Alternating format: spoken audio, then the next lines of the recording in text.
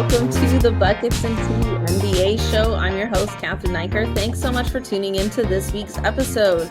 Today, my special guest is comedian and friend to the show. Please welcome back Matt McCready. How you doing? Hey! Hi! I have to say, like right off the top, we had a little banter about this before we started recording, but my microphone is having a day. I don't know, like it's not totally working. So my audio is like through the computer. It's not my fancy, like professional voiceover podcasting microphone. But Matt McCready, our guest, has the professional audio equipment. So I sound like a big loser probably in comparison. But here we are. We're still If doing. you didn't tell them, they'd think you were in like a car phone or something, like driving around California, you know? I mean, like I'm a sad loser using his wife's microphone. I don't know like the quality of this computer's mic. So this is like going to be a real test, I guess. So hopefully next week I'll have it sorted out. But we're here, we're live. Yeah, the worst recording I ever heard on a podcast was on Stone Cold Steve Austin's podcast. And he had this old wrestler Raven on and sorry, I shouldn't swear so casually and so early. But Raven was just on a what's it called? A treadmill the entire podcast. He's just out of breath. And like you could hear him running around the entire time. It's a truly awful podcast to listen to. That's amazing. That reminds me of the No Dunks guys. Yeah. Because I think like they do these like these bets every month to like pick games to see, and then like whoever picks the least number of wins every month has to do like a thing. And I'm pretty sure they had Jay Skeets like running on a treadmill. Oh, really? For like an entire episode. Yeah. I don't think it was because of a dare or anything. I think wrestlers are just weird guys. Yeah, he's just extremely not self-aware. Yeah, for sure. Love that the nickname Raven crosses over from wrestling into like the drag race world. Like there's and it's like just such a funny like generic name that I feel like every demographic has somehow. Totally. Nickelodeon, That's So Raven, classic literature, The Raven. Yeah, everyone's got a Raven. Who's the Raven of the NBA? Let's hit the hard-hitting questions first. Who's the Raven of the NBA? I used a Raven during the dunk contest. That would have been interesting. I want a hawk in the dunk contest. I want someone to call a hawk that drops the basketball from the ceiling and they dunk it. A literal hawk. You know what? Obviously, like our first topic is about the All-Star weekend and just how terrible. Obviously. And if you're listening, it's obvious. Oh my God. It was so terrible. Like literally a bird flying in would have been the most interesting thing that happened on that night. I remember Johnny Knoxville always said that like he always likes working with bulls because it's guaranteed great footage. And like, yeah, adding some animals to All-Star weekends, that's key. That would be great. I love how like the dunk contest has gotten to the point where we're like, let's just bring in other things. Like let's just not even have basketball players anymore. Yeah. Well, I mean, to keep my like early 2000s triad going of professional wrestling, like Tony Hawk and like Jackass, like, there's only so much like skateboarding tricks you can do after a while before people are like, well, we need to move on to something else. And I think like the extent of what human athleticism can give you in terms of a dunk might have been kind of reached. Like, how much more can we do without adding weird stuff? Well, I mean, I guess the question is that like, if you saw somebody do, let's just use Vince Carter as an example, because we all know those dunks. Yeah. Like if somebody did like one of Vince Carter's dunks, like the hand in the basket, but just executed it really well. Yeah. would you be happy with that? Yeah, the honey dip. I love the honey dip. It's a classic dunk for sure. Featured in NBA Street Volume 2 at the very least. That's something I remember. The thing is about Vince's dunk contest, which I don't think gets mentioned enough, is that he didn't miss a dunk the entire time. He nailed it every single time. So it's like no one does that anymore. So if like someone came in and just hit their first dunk every time, they'd probably win now. Mm-hmm. The audience would give it a standing ovation. Yeah, I like personally, I really do like the pageantry of the dunk contest. I feel like that is where we get a lot of our fun. Like when those Timberlands first came out, I thought it was really fun. It's just then it's like it took so long to lace them up and actually get the dunk going that it became super anticlimactic. But the initial idea of that I really like. Totally. I feel like they needed to spend, like, if you're going to do the dunk contest, you have to spend a week taking theater classes where it's just like timing and, how did you not know it was going to take time to tie up those shoes and how bad that would be? The thing that killed me was that they came out of like a random backpack. Like they didn't even come out of the box. You know what I mean? So it's why wouldn't you have had those laced up already? It's a mystery, you know? Yeah, just come out just wearing them, you know? Yeah, like if they came out of the box, I might have understood a bit more, but it was like they were out of like his dad's, like, wasn't even a nice backpack.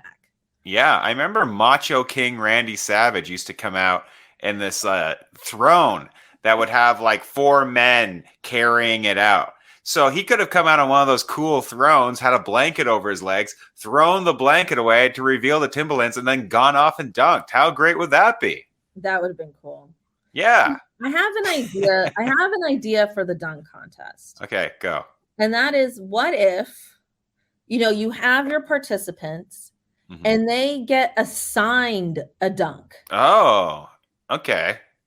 Great. Yeah, I love that. You on the spot. I think that would make it so much more fun again. Yeah, give the first round like whatever you want to do. Everyone can prepare a dunk. The second round, it's like you got to recreate a dunk. How good are you? That's cool. Yeah, I like that idea a lot. Like it could be like, I assume like one of the judges would just like have a dunk that they select right out of all the greats we've ever seen. And or it could just be the greats. It could be their dunks, you know? Yeah, it could be their dunks. And then they have to recreate it. Like I think that would solve a lot of this. Yeah, because totally. like you said, it's like there's only so much you can physically do. I think the Tony Hawk example is actually, even though it's like funny that you were such a little skater boy back in the 2000s. to be fair, this was that Philippe Dimas, if you know him, he's a Toronto comedian. He came up with that comparison. That wasn't fresh from my mind. That was Philippe. Wait, who came up with that? Philippe Dimas. He's like a Toronto comedian guy. Oh, cool. Okay, well, shout out to him. Yeah. I think that's it. Yeah, sure, they could do one off the top, but there has to be a time limit, and you only get so many chances. Yes. Or like each chance, the maximum you can get goes down by 1. Like you can get 10 out of 10 if you get it first time, 9, 8, 7. And then no one wants to go. Well, like it automatically deducts points. Yeah. Yeah, I think so. I mean, a lot of people talk about the cash prize being increased.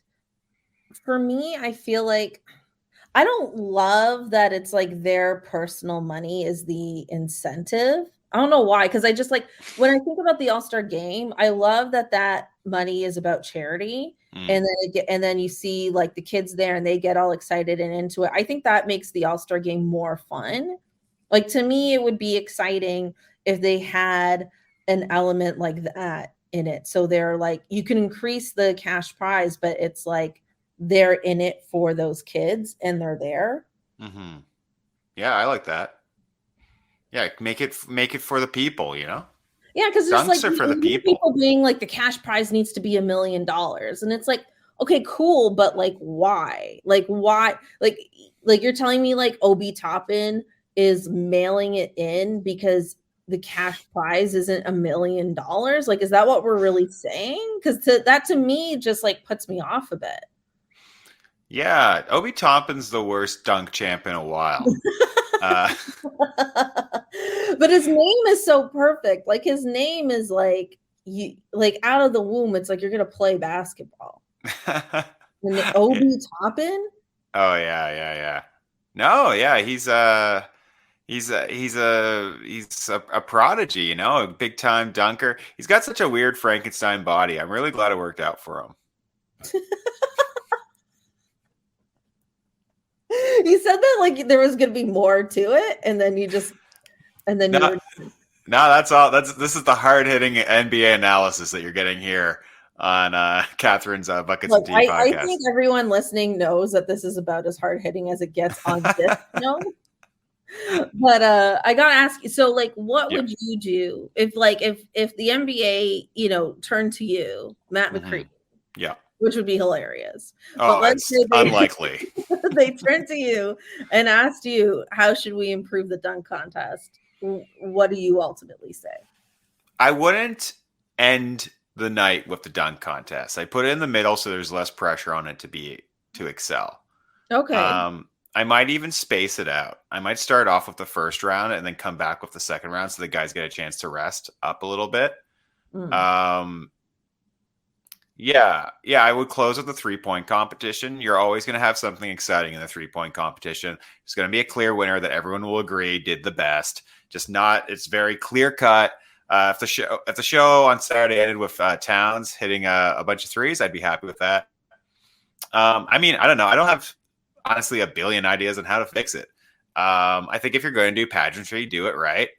Call Vince McMahon or something. Get some or a theater producer, get people in there that like really know what they're doing.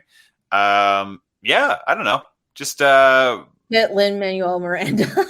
Oh, you know what? I recant everything I just said. And the thing about LMM that makes him so great is that he always knows when to step into the background and not make the show about himself. So he would be perfect to come in and do this.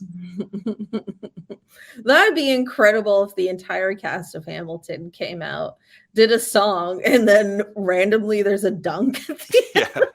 Yeah, and then like they all get dunked on individually by the greatest players in the NBA.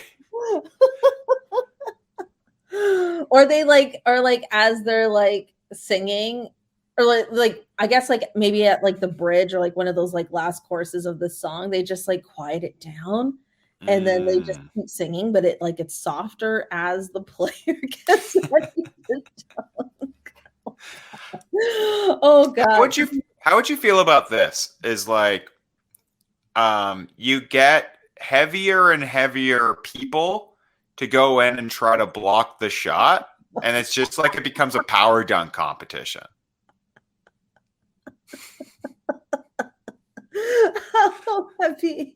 Like the defenders have to go straight up. They got to put arms straight up in the air. You can get good athletes to do it, so it's more impressive. But it just becomes like, can you dunk through 255? Can you dunk through 285? You know. I mean, the odds of injury are sky high for this, but there's strong cons. To me, it's so funny that it's about weight for you and not height. Like, you think the height would increase the I think, you know what, that's a fair comment. But here's the thing, like Sean Bradley, everyone dunked on Sean Bradley because his center of gravity was in his knees and he was like 210 pounds. But like, if you put like prime Shaq out there, no one's dunking on Shaq. Or even like Reggie Evans, you know, like he's like a brick. No one's going through Reg. Look, I feel like you just invented the blocking contest, which requires a dunker to sacrifice themselves. Yeah, I guess it really becomes more of a blocking contest. Yeah, maybe it's a team thing. You have a dunker and you have a blocker, and whoever scores the most points wins for the pair. You know. So when they go down, it's like that's a team effort. Yeah, so like if it's like let's say back in the day, we have like Vince and Oakley first, and God bless the person who's going to try to dunk on Charles Oakley because you're taking an elbow to the jaw. But those two against like Steve Francis and like Yao Ming back in the day, you know, like who's gonna win that? Like, wouldn't that be exciting? That would be exciting. And also it would have been amazing to watch Vince dunk over Yao Ming. Because he would have. Yeah, I don't know. Did Vince ever get a signature dunk on Ming? He got a great dunk on a ton of guys. I don't remember a Ming one. No, I don't recall. But I think if there was a stage set up for it, he would. Yeah. Yeah, I think by the time Ming kind of became a thing, Vince was a little bit, he was much past his dunking prime at the very least. Yeah, at that point, he had a few too many knee injuries, so he was playing more of a mid-range game after that. Yeah, he got those Nick Nurse minutes early, you know? Really sapped his athleticism. The Butch Carter minutes. No, it wasn't so much Butch. Butch was actually pretty good with his minutes. It was Lenny. Lenny killed him. I remember there was a lot of disagreement. There's such a vague memory about Lenny Wilkins and like how he was running things, I guess like the year before he was fired. That's such a vague memory for me. Yeah. I was too young and unknowledgeable about basketball at that time to have too strong an opinion on what type of coaching job Lenny Wilkins did, other than he played Carter probably way too many minutes. Well, I remember like he had at the time, it was like, oh, he's like the winningest coach in NBA history. But he was also the coach that had lost the most games. Yes. He had just coached the most games. But it was the way you phrased those stats deeply impacted the way you viewed him. Yeah, but do we really want to say that Kobe Bryant led the league in missed shots 7 times? You know, it doesn't sound as good. I mean, no, it definitely doesn't. I mean, I guess if you were alive, that would be a lot funnier. I think, like, I mean, the old joke used to be that, like, a Kobe assist was a missed shot by Kobe. Yes, yeah. That the idea behind the Kobe assist is that Kobe Bryant would garner so much attention on his shooting that that there would be an easy offensive rebound for somebody. And then they would get a putback basket. Some might say it's apologizing for Kobe taking selfish shots, but some would say it's a Kobe assist. Okay, I have a stupid, ridiculous dunk competition pitch. Okay. So that is, what if, this is the dumbest idea I've ever had. What if the day of, we're like, hey guys, the dunkers got to shoot threes and the 3-point shooters have to try and make a dunk.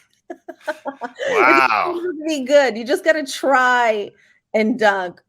To me, this would be so stupid and so controversial, but it would also be so funny. I bet a lot. Yeah, it would be really funny to see Fred VanVleet in the dunk competition. Like the amount of outrage on Twitter that would cause would just be hilarious. Anyway, that's my super dumb pitch. Yeah, I like it. Yeah, nothing to add. Perfect. That's just my like watch the world burn pitch to try and fix the dunk contest. But I do like my real pitch is that they're selected a dunk, that someone selects a dunk and tells them which one. It's the best idea we've had in a sea of terrible ideas. But that's how great ideas come. That's true. Yeah, you just got to hit like 1 out of like every 80. It's like Mark Cuban had one good idea in his entire life and made billions of dollars off of it. And then even his good idea went sour 4 months after he sold it. So it's like, you know, if the idea is good enough, or if someone's dumb enough to buy it, it's a good idea. Do you have any other thoughts on All-Star Saturday night? Saturday night, I do not. I love the Sunday night trotting out of the veterans, though. I really enjoy the 75. Yeah, I really enjoyed watching the 75 as well. I mean, it was a little long, but I also thought like it deserved to be long. Like I really liked it. My highlight was like when they would cut away to how bored Adele was. Clearly hasn't heard of anybody. You know what I mean? Adele's not a huge Dave Bing fan. Yeah, Adele's just sitting there like waiting for it to be over. But I really enjoyed it. I absolutely one of my random hot takes is that I think Scottie Pippen deliberately missed it because he didn't want to have to face Jordan after like a year of promoting his book and other random slander. It's also possible, knowing Jordan, that he's like, I'm not going to come if Pippen's there. Yeah, not only do I think Jordan said, I'm not going to go if Pippen's there, I also think he said, I'm not going to do it unless you introduce me last. Oh, that's for sure a thing. I am the greatest. And everyone needs to know that and be reminded of it constantly. Because, I mean, they could have introduced LeBron last because it's in Cleveland. Yeah. And that would have gotten an applause, or they could have done the Kobe thing last if they wanted. But I feel like Michael Jordan had a say. I mean, from a sheer theatrics point of view, it makes sense for Jordan to go last. Like, LeBron was there and had already been introduced for the team earlier and everything. So it's like, we know about LeBron. So from that point of view, I get it. But that's also for sure a Jordan thing that he would need to be introduced last. Yeah. And whatever. I'm fine with it. Yeah, there's a great Bill Walton story where he talks about how Wilt Chamberlain and Michael Jordan at the NBA 50 reunion were just going at each other backstage over which one of them was the greatest player of all time. Just both really yelling at each other. Wow. Yeah. I gotta find that. That's amazing. There's no footage of the actual conversation, but it was Walton. I can't remember. You can find the Walton talking about it clip out there. Yeah. Yeah, that's cool. Did you see the little clip of him challenging Magic Johnson to a one-on-one? Wilt? No, Michael Jordan over the weekend. Oh, no, I did not. Sorry, I thought we were talking about something 25 years ago. Again. Oh, sorry. That might have been my bad. No. I could see Wilt challenging prime Michael Jordan to one-on-one at like 58 years old. I could see that for sure. Yeah, that's one thing I don't know about Wilt's personality is I don't know how much of a competitive psycho he was, because Jordan is, you know what I mean? Because to me, it's so crazy that he's still challenging Magic Johnson to a one-on-one. Yeah. Who knows what kind of fitness, what their knees are like. I mean, that is just so he still needs it. They used to do old timer games at the All-Star game. And I remember there was one where David Thompson, who led the league in scoring in the late 70s. And this was 1992 or something. And two other guys blew out their knees doing it. Three guys were carted off in the same game. And they were like, let's stop it. So that's the last time they did that. So it's probably a good thing that Magic and Jordan didn't go one-on-one. Yeah. I mean, I think Jordan was half joking, but half quite serious. Yeah. And then Magic just took it like a joke, and then it didn't go any further. Yeah. Also, I can imagine Jordan challenging somebody who he for sure knew would say no. Mm-hmm. There's no way Magic's going to suit up. Yeah. No, for sure. I mean, I thought the All-Star game itself was pretty great. I loved it. Performance with the 16 threes was incredible. It was kind of funny. There was a moment in the game, I want to say somewhere in the third quarter, where Trae Young was trying to go 3 for 3 with Steph, and he was just bricking it. And then had to give up, and then tried to play some defense on him, and it still didn't work. Mm-hmm. I think if you're watching closely, Trae Young kind of low key didn't have the best night trying to guard Steph there. But overall, I thought it was amazing, and it was kind of poetic too, with LeBron hitting that last shot to end it. Wonderful. Yeah, I thought it was really great, and I do like the. What's it called? The Elam ending. Oh, I want them to use it in the regular season for sure. Really? That was a debate I heard on the Bill Simmons podcast earlier today. Oh yeah, who was saying that? I don't know. One of his guests, some white guy. No, not Bill Simmons. Not Mr. Diversity, Ryan Russillo, and yeah. Yeah, here with my friend Joe Apartments and fucking Ryan Russillo, and we're just saying the same shit about basketball we've been saying for 25 years. Which character from The Wire do you think is most like the NBA? Oh my God. My theory is that Bill Simmons and Ryan Russillo are basically the same person, and that Bill Simmons got married and had kids and Ryan didn't, and that is the only thing that separates them. And I think if Bill Simmons didn't get married and have kids, he would be at the gym pumping iron, and he would be exactly like Ryan Russillo. Yeah. I actually find Simmons kind of interesting to listen to at times. But he needs to have somebody on his show who will challenge him, and he never does. No. Also, let's hope nobody from The Ringer ever listens to this. Listen, man, I'm not in this game. This is your career I'm burying right now.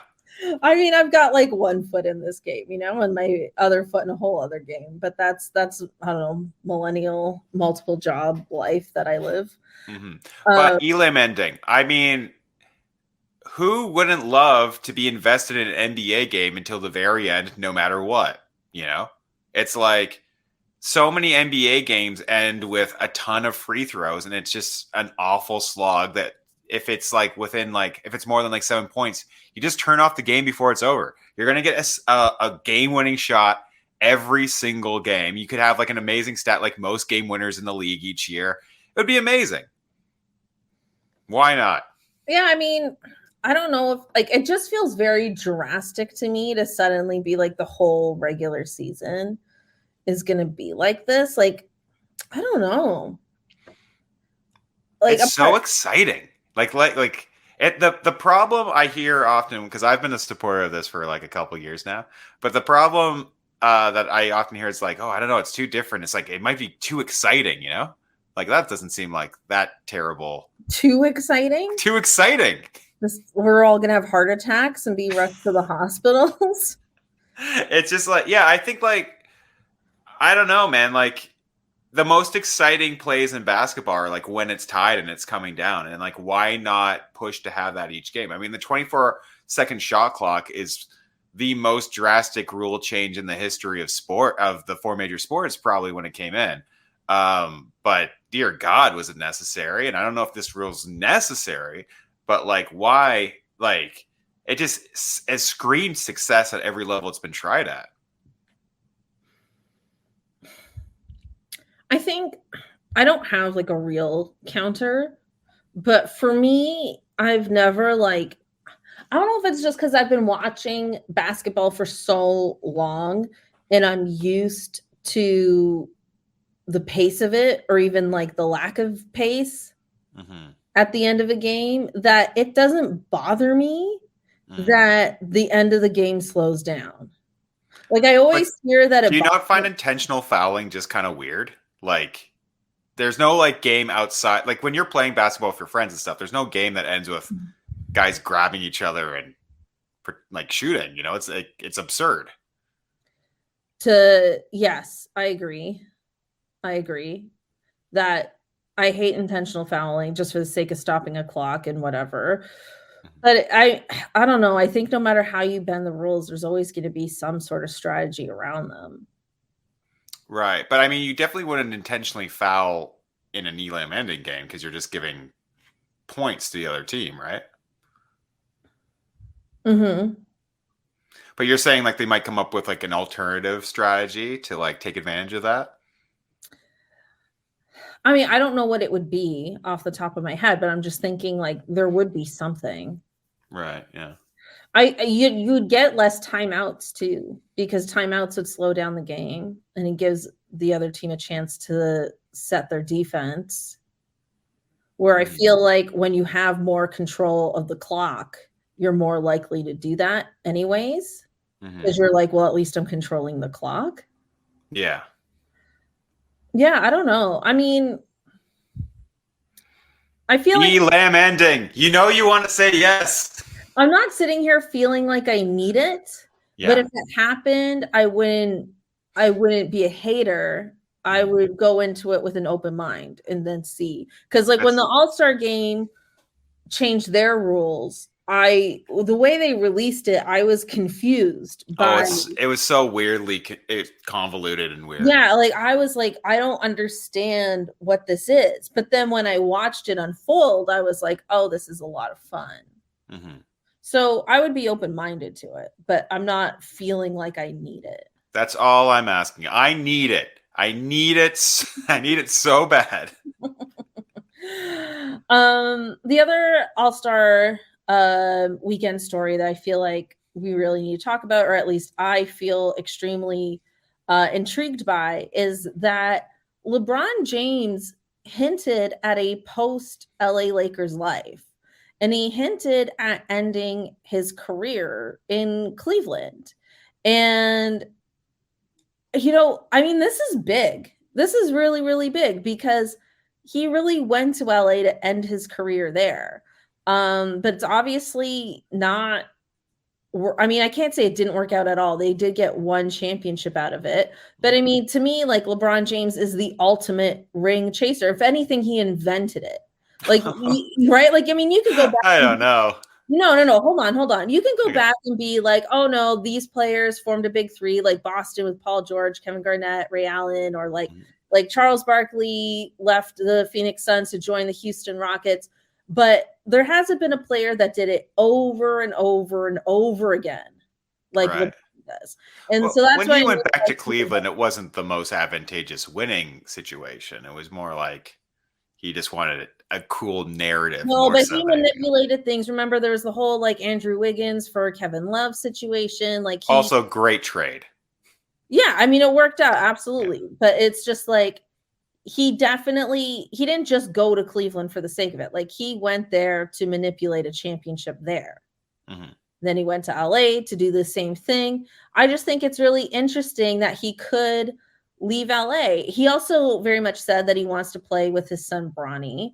So a couple interesting things to note about this. So LeBron James is contracted till the end of next season, 2023. Yeah. Bronny is available for the draft in 2024. Yeah. So there's a year gap Mm-hmm. between those two things. So it's like, I don't know. I mean, LeBron has so much influence, but I don't know if he could influence the draft for his son to be drafted to his team, or if he could manipulate a trade, like a draft day trade for his son to go to whatever team he is on at the time. But it does feel to me that these are very likely to be his last big moves. Well, he's at the age now where they kind of have to be. I mean, Bronny, at least at this point, is like a middling at best prospect. So it would be interesting to see like how high up the draft board he could shoot if you get him and you kind of know that you're also going to get LeBron James. It could also be a thing where it's like whoever drafts him could, if he leaves LA and he goes to Cleveland, he's there for a year, and Cleveland has like the 15th pick and the Pelicans have the 11th, and the Pelicans pick Bronny James. They could like ask for like 3 first-round picks, so like LeBron can play with his son. They could hold whichever team has LeBron kind of hostage.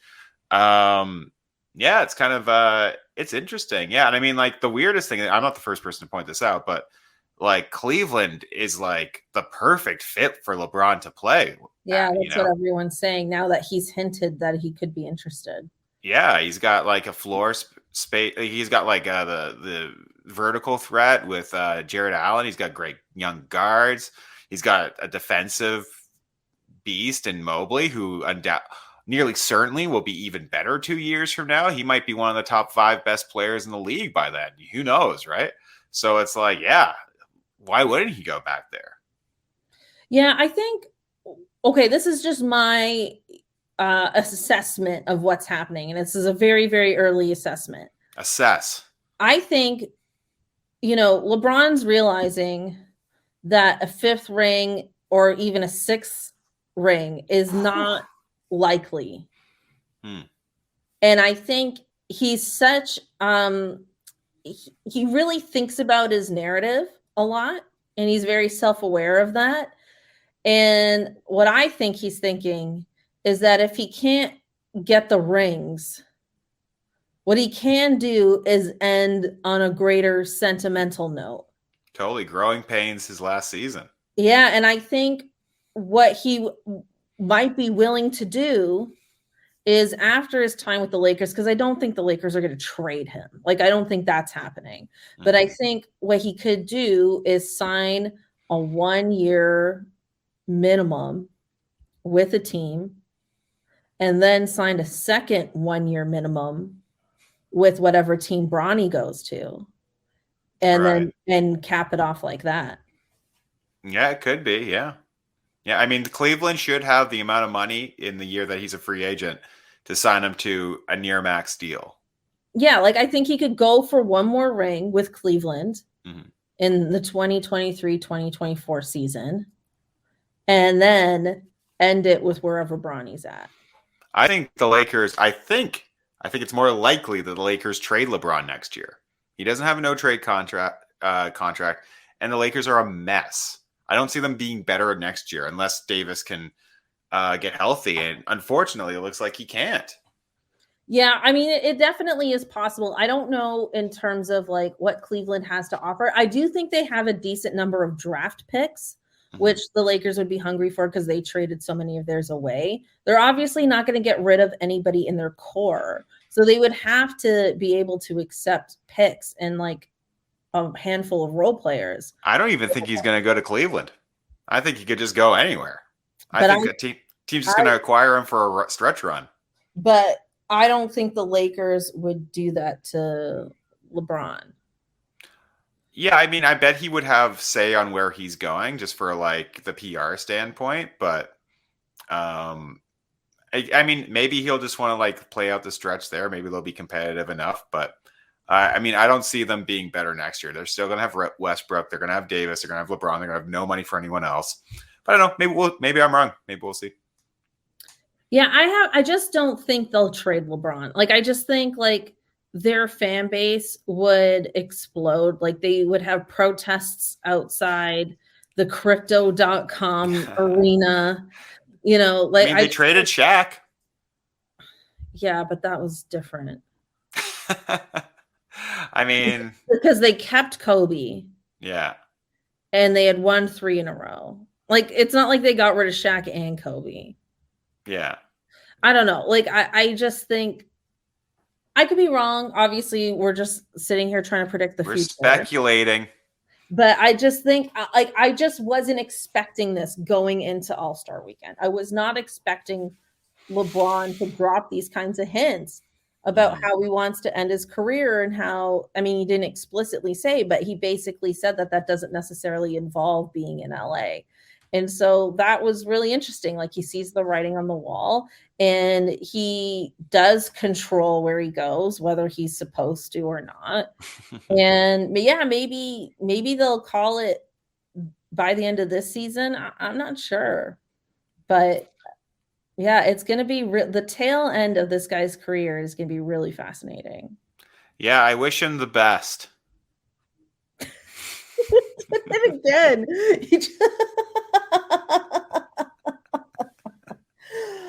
okay. Another story that's a little confusing, baffling, maybe borderline depressing is what's going on with Zion Williamson in New Orleans. CJ McCollum came out and said he has not spoken to Zion. He was traded there about 2 weeks ago. JJ Redick came out. JJ Redick's coming out saying all kinds of crazy things. But he came out and was just like, Zion is distant from the team. He hasn't really talked to the team. The team doesn't really say much about Zion. There's a lot of speculation about how the franchise might be attempting to prepare for a post-Zion world. It's unclear if that is simply a backup plan or a real plan. Like, it's hard to tell, like, how much that is their plan A or how much that's their plan B. But the Zion situation is pretty scary. Like, before this podcast was on Raptors Republic. I said earlier this year, like, this guy has Greg Oden written all over him. And I hate saying that because I don't want to be right about that, like, at all. But it's just hard not to make that comparison because he's supposed to be the franchise guy, the chosen one. This was the pick that everybody wanted. And he's been on, he just hasn't been healthy. Yeah. And meanwhile, like, Ja Morant's out here, the number 2 pick, killing it. And he's turned out to be the true franchise guy. Yeah, it's awful because I remember at the end of last year when Zion was healthy pretty much throughout the entire year, and there was like a consensus of us like, oh, could you believe thinking that Morant was better than Zion? Because the year before when Zion missed the year, that was kind of the consensus. So it swung back and forth between the two. It's with Morant, obviously firmly now because who knows what Zion's career will kind of be like. Yeah, it's a bummer. It's a bummer for Zion. It's a bummer for the New Orleans Pelicans. It's a bummer for his teammates. It's a bummer for the world who love watching this guy play. Yeah, I mean, I don't know. It's tough to kick somebody when they're so down, like with Radek's comments, he could say like he's a terrible teammate and all this stuff, but it's also like, I don't know, man. Like if I was Zion, I would be pretty depressed with how the world's going and how his body is holding up. And it's not like every move that team has made has really been great. They let Lonzo go for nothing, which was fucking nuts. It's my second and last F-bomb, I swear, on this podcast. But like, yeah, it's like, I don't know, man. Like, I don't know, leave the guy alone. Who like, I understand Pelicans fans being very depressed about it, and it does seem like it's not going to work out for him and this team. Like, it doesn't seem like they're made for each other. So yeah, it should be interesting. I wonder if like they could make a call over to Sam Presti in Oklahoma City, see if they can get like 10 picks from Presti for him or something. Who knows? Yeah, for a while now, it's just been rumored that he wants to be in New York. And there's some people who think that he's just holding out to be in New York. Oh, yeah. I don't necessarily think that's true. I think if he could play, he'd want to play. Oh, yeah. I definitely think he's injured. Like, yeah, absolutely. I do too. Not to say that he wouldn't want to go play with the Knicks, but also like, oh my God, that would just add to how much of a hot mess the Knicks always are. Yeah, I don't think the solution to Zion's long-term health is playing under Thibodeau. Yeah, like I look at that and I'm like, this is not a good fit. Yeah, no doubt. Yeah, that's an insane choice. My theory about the trade for CJ McCollum, which I think some people were slightly confused by. At first, I thought, oh, does this mean Zion might actually be back towards the tail end of the season? But what I think it is that they just so desperately need to make that play-in with or without Zion that they decided to spring for this trade. That's honestly what I think. I think David Griffin, like, his job was just on the line. Oh, yeah. Griffin's just been a terrible GM for like 10 years straight now. Yeah, I think his job's on the line, and this just feels like one of those trades. Yeah, no, it's you nailed it. I had no disagreement there whatsoever. It made very little sense that the teams that most aggressively went after people in the trade deadline were New Orleans and Sacramento chasing the 10th seed in the West. It was so stupid. But it is what it is. That's why those teams are where they are, because they make short-sighted, weird moves that are done to help certain individuals in the organization as opposed to the organization as a whole. Okay, let's move on to Raptors. Love it. Favorite team in the league. Best team. No kidding. We're on Raptors Republic. Imagine we had a Raptors Republic swear jar just for you. Am I the person who sweared the most on this podcast? No, I don't know. Maybe. I feel like Foisey probably swore a bit. Oh, right? Foisey probably swore the most. Yeah. I'd have to go back, but my bet would be on it. He also drank a beer while we recorded, and it was like 4 p.m. So. Yeah. I only know him from playing basketball with him, actually. Oh, that's so funny. Yeah. Anyway, just random comedy people and how we know each other. Okay, our Raptors Homer moment. So Goran Dragic with the Brooklyn Nets talked about how things went down with the Raptors and basically said that he was told that he wasn't wanted here and that he should just go home and be at home and we'll trade you. What did you think about his comments? I think if you wanna boo Goran Dragic as a Raptor fan, go ahead and do that. You know, like I like pro wrestling as evidenced by my listening to a Stone Cold Raven podcast. So yeah, I understand the urge to boo it. But if like you're truly angry at Goran Dragic, or if like Goran Dragic is ruining your day, it's like you have to re-examine your life a little bit, right? Like, like who cares? He's such an inconsequential player. He's 37 years old, and he was good in his prime, and he would have made a difference back in the day. But it really did seem like he started playing with the team, and then I feel like he knew that he was going to get Nick Nurse out of the lineup and wasn't really going to play. And they were like, you know, it seems like a very amicable kind of split up, and he was kind of held hostage by his contract. They knew they wanted to hold on to his contract. They didn't want to buy him out right away because they knew they could maybe use his contract in a trade. So he's just kind of stuck in it. So it's like, I don't know. Like, yeah, it seems like the Raptors were a classy organization. It seems like he did whatever they agreed to. So it's like, I don't know. I don't really care. But at the same time, if you want to boo him, man, booing's fun. I like booing. Go ahead and boo Goran Dragic. I just think you should actually have true dislike for the guy over this. I just picture you at a game. Imagine we have like people there, and we're facing the Nets. And everyone's booing him, and then you're booing him, and you're like, I don't agree with it, but boo. Yeah, that's me at every wrestling event. I know that you're deep down a good person, but the character demands that I do this. Yeah. I mean, I never booed Vince. I always loved Vince.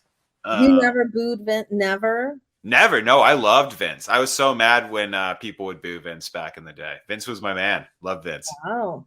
Yeah. No, I felt kind of heartbroken by Vince back then. I'm over it now. I hope so. I know someone who isn't over it, and he still hates. Is it Foisey? No, it's not. Is it Foisey? Is that what caused him to pull out the beer? Is the mere mention of Vince's name? No, but he does give off the impression that he could hold a grudge for a long time. No, he's not in comedy, but yeah, he doesn't sound like a guy who's got a lot of laughs in his life. Maybe not. I was just like, you are the last person on earth holding on to this grudge.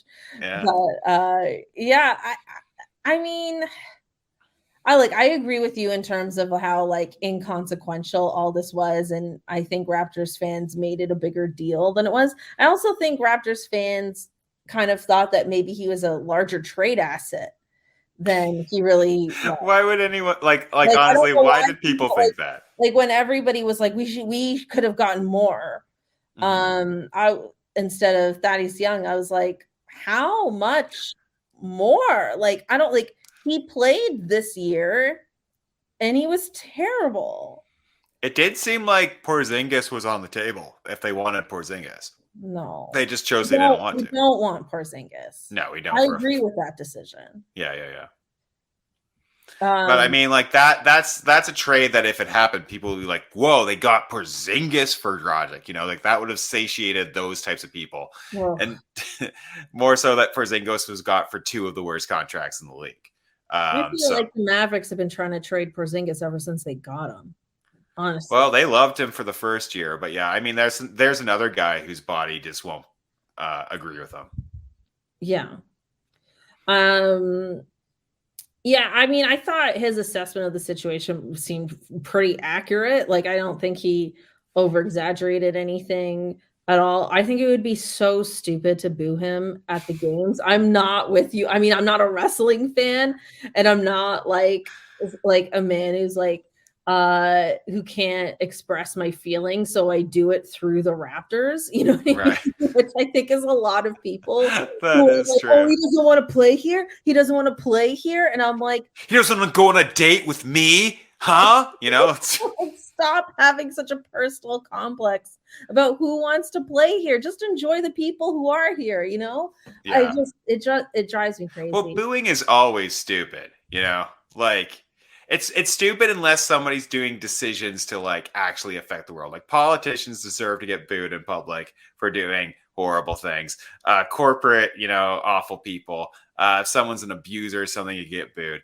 But like if someone's just like, I prefer to live in Los Angeles during the winter, it's like, okay, yeah, like you're everybody. Yeah. Like, really, Tracy McGrady, a guy from the States, you'd rather live in Orlando during, sorry, I almost swore again, during January than like Toronto? Yes, that's every grandparent we have. They always choose to live there. Yeah. Yeah. I mean, if I could live somewhere else in the winter and then live here in the summer, I would. Yeah, great. I mean, if it's the Jays, it makes less sense. Toronto's a great place to live in the summer. But like, man, it's brutal out here, man. I get it 100%. Dragic's a different situation, obviously, but yeah, I don't truly understand booing athletes too often, unless an athlete's just like, I don't like Toronto, I don't like the fans. Like if it's like truly personal, if someone's like truly gone wrestling heel, that's I guess the only time I could think it would make sense. I'm trying to think of a situation where that's ever really happened. No, I agree. I hope nobody boos him. I want to be better than that. Like, I feel like Raptors have not the best fan reputation across the NBA because we don't deserve it. We don't deserve a good reputation. We're too needy. We're too desperate. Like, just as Canadians generally, I feel like every time like there's an American celebrity, we're always like, do you like Toronto? Tell us how much you love Toronto. And then we force them to be like, I love Toronto. You know what I mean? Like, it's just, we're too much about it. Like, we just need to know that we're great and act like it and just have that chip on our shoulder. Like, we should stop looking for approval from everybody. Well, and also just the negativity towards things. Because it's like, yeah, it's like Siakam not making the All-Star game. You can make a lot of arguments that he should make it. But it's also like going after Jared Allen for making the All-Star game. Just be happy Jared Allen made the All-Star game. Like Van Vliet, it was a constant barrage of Freddie All-Star for 5 months. And then he played 6 minutes in a game. It's like, great. I know that making the All-Star game is more about the prestige that goes along with it, with the events and everything. But like, just have a good time with sports, man. Just be happy. Like, if you're like, why did Jared Allen make the All-Star game? Read into why he made the All-Star game. Look into it. Find the joy in Jared Allen. There's a lot of it. Jared Allen's a big man full of joy. Am I wrong? That's such a funny way to describe. He's a big man full of joy. He likes to throw down some fun dunks. I actually agreed with the Jared Allen pick. I will say this. The craziest thing about Freddie in the All-Star game was how much an injured Chris Paul took his minutes. Like, why was Chris Paul playing at all? I don't even know. Wasn't that so crazy? They're like, at the start of the game, the reporter's like, I have some terrible news. Chris Paul has an injured and then goes into the medical terminology that I don't remember. Yeah, he's going to be out 4 to 6 weeks. 4 to 6 weeks. Or is it 6 to 8 weeks? I don't know. A long time.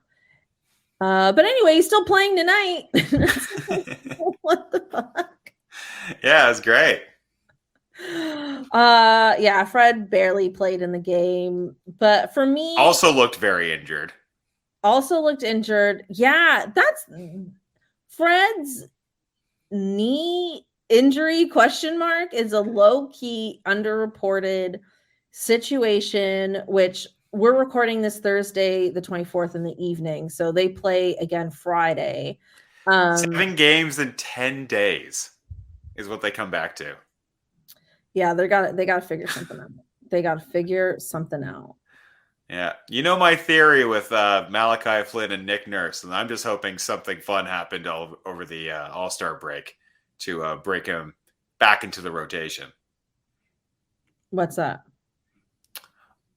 Oh, yeah, it's about Nick Nurse and Malachi Flynn. I just feel like Malachi Flynn hasn't done something for Nick Nurse that Nick Nurse needs him to do, and I hope that they've talked it out and they've figured it out over the break. Well, I think I said this last episode. I was surprised that we still have Malachi. Like I really thought Malachi was on the trading block, but we still have him. And I feel like Masai in one of the post trade deadline press conferences says that he still believes in Malachi.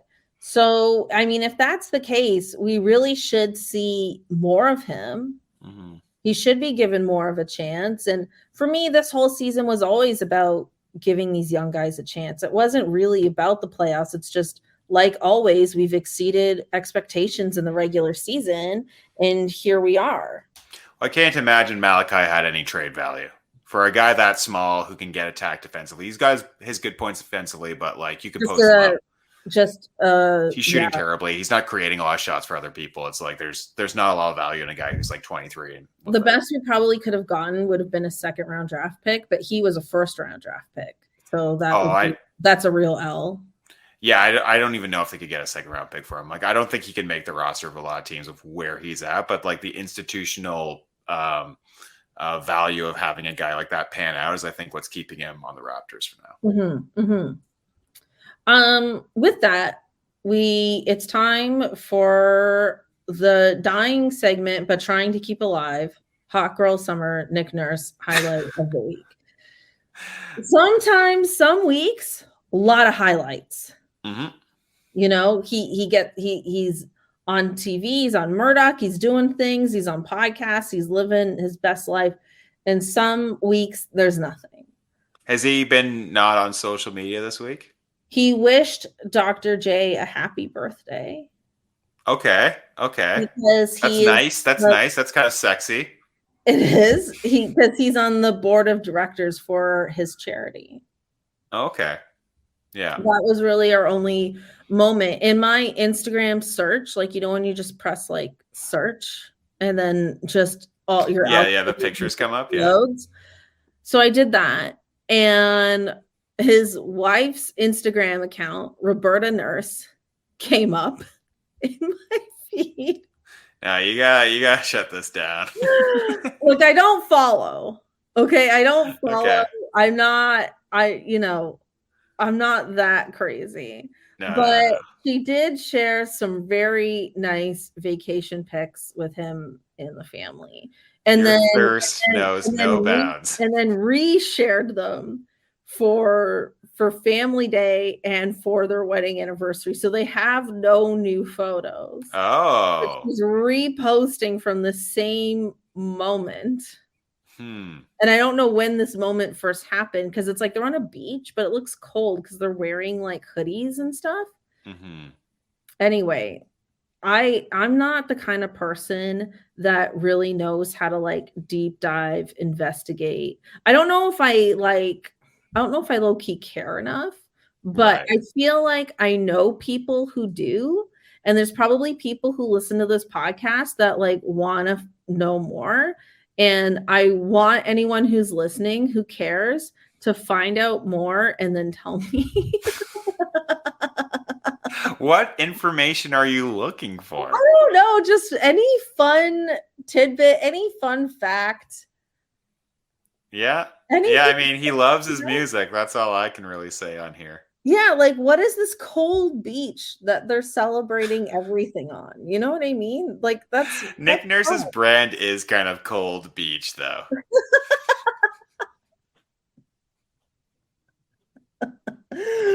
Cold beach with the Arkells in the background. Yeah, him just yelling at his kids to enjoy the beach, even though it's so cold that day. It would be like if you ever released an original song and put out a video, it would be like Yellow by Coldplay. Just it's raining on the beach and he's walking Oh in my slow god. motion, Nick Nurse is the corniest guy in the world. singing something very romantic. Yeah. It's very romantic. You thought about this a little bit. No, I just thought when you said his brand is a cold beach, then I thought of that video. I promise you I didn't give it more thought than that. He's not even like close to me in like handsomest coach in the league. Like I think like Eric Spoelstra is like a much handsomer guy than like really? Nick There's Nurse. Yeah, something about Spoelstra that feels a little too stiff for me. he was very stiff over All-Star Weekend. I'll say that. He did not look. I feel like some coaches are like, "This is not for me." This Yeah, fake like but he seems stiff like all the time. I don't know. He does not have a relaxed energy. Where like I feel like Nick Nurse has many energies. Like yes, but he's obviously like very intense and stuff during the games. But then we also have this other very lighthearted side to him, which I like. he's definitely he's one of the weirder coaches we've ever had. It's like Kevin O'Neill to me was the weirdest coach by far. He was like a psychopath, a terrible coach.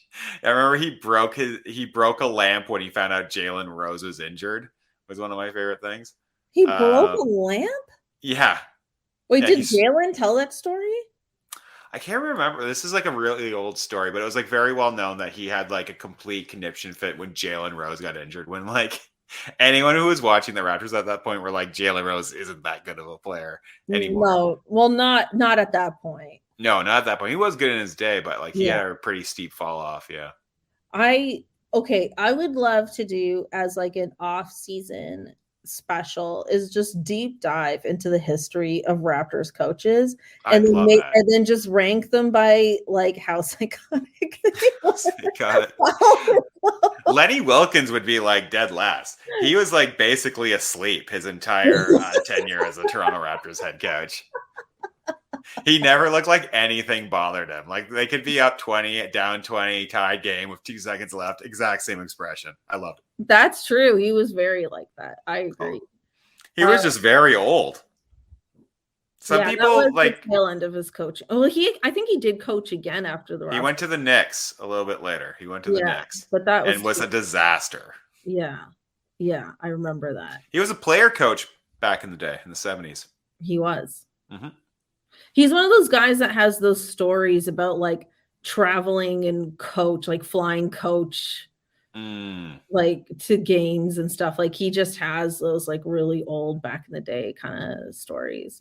Yeah, don't get me wrong. I really love Lenny Wilkins, but I mean, I said earlier I can't really judge him as a coach, but I know he wasn't the best coach by the time he got to the Raptors. He was pretty. Well, I think we should not. Well, let's take out my idea about ranking how psychotic they were all they coached, and maybe just ranking the coaches. I think that would be really fun. Yeah, but there could be like 6 topics. There could be like attractiveness. Categories. Yeah. Yeah. Really.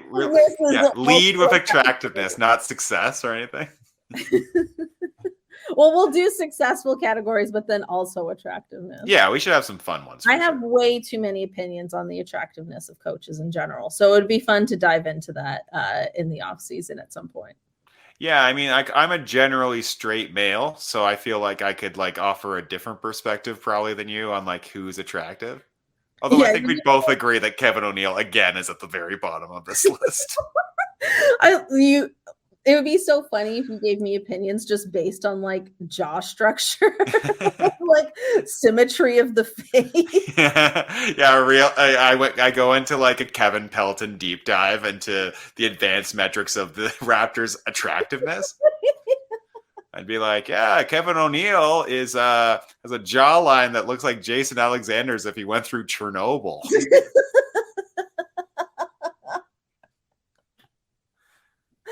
Oh my God. Okay, well, we have to make that happen at some point. Although he'll definitely be back before the whole season's over. Nice.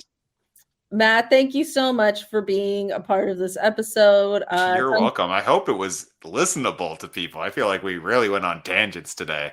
Listen, every time you're on the show, it goes that way. Okay. That's just how it happens. And I think every guest brings a different vibe, which is also what I like about this show. Yeah. But let us know, where can people find you on the internets? Yeah, on the internet. Yeah, I still have my GeoCities page. It's www.geocities.com/543 MCC 429. You can go there. There's a lot of different stats on the 1997 Toronto Maple Leafs. If you're interested in how Aki Berg was doing that season, please check it out. Wow. Do you have a MySpace too that you want to shout out? Or I actually missed out on Angel MySpace. I never actually did. I did have a GeoCities page way back in the day, but I never had a MySpace page. Did you have an Angel Fire website? I might have had an Angel Fire website. I did take a class on like making websites in grade 10. There was a class in my school. Making websites back then a lot easier. No, are you kidding? They were so hard. It was HTML coding. It was so difficult. Why did I find that easier? Probably just because I didn't keep up with it. Yeah, I think if you're a kid, you can pick up everything so quickly. Yeah. I used myself a million times. You have to bold something, so you have to put parenthesis B. I mean, no, few people are listen to this podcast to hear about HTML. Look, Matt McCready is on Twitter and Instagram. If you care to seek him out, you can follow me at itsme_Cathryn, spelled CATHRYN. If you're watching this on YouTube, really catch the last few seconds of Matt just like head in his hands, just doesn't know what to do with himself. I just realized I went on a huge unnecessary tangent in the goodbyes. Well, hey, that's how it happens. But thanks again, and we'll chat next time. Thanks for having me. Okay, bye.